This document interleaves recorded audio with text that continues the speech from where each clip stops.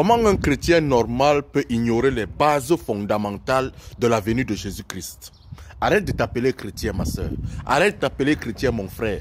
Commence à t'appeler toi-même mouton spirituel. Commence à t'appeler mouton de ton pasteur.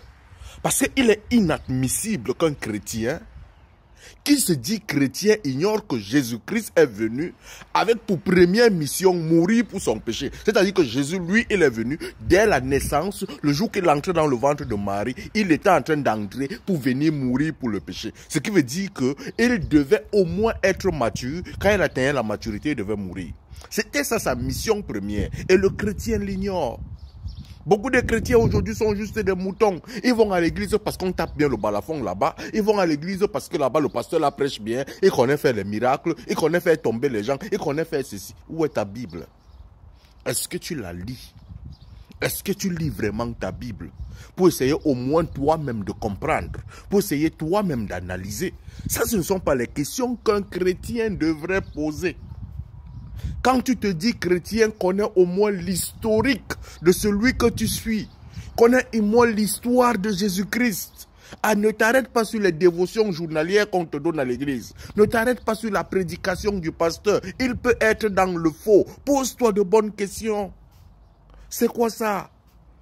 Tu te demandes pourquoi Jésus est mort à tel âge, pourquoi il est mort jeune. Tu ne connais pas l'histoire de Jésus, mais tu te dis chrétien.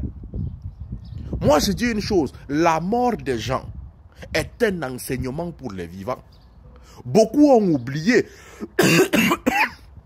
dans les églises que devaient mourir. Beaucoup ont oublié que peut-être les sœurs en Christ, les pasteurs devaient mourir. Mais lorsque cette maman meurt, c'est pour que vous commencez à vous rappeler que la mort existe. C'est pour que vous commencez à comprendre que dès que vous vivez, pendant votre vivant, faites du bien aux autres, car la mort existe. Combien de chrétiens ont oublié que la mort existe?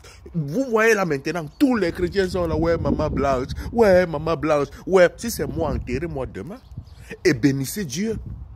En toute chose, bénissez Dieu. Tous les chrétiens veulent aller au ciel. Vous voulez aller au ciel, mais vous êtes incapable de bénir Dieu parce que quelqu'un est mort.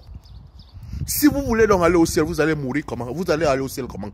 Pour aller au ciel, il faudrait mourir. Tout le monde va aller au ciel, mais personne n'est prêt à mourir. Il faut voir les pleurs sur les réseaux. Tout le monde est en train d'insulter les gens qui parlent de ça.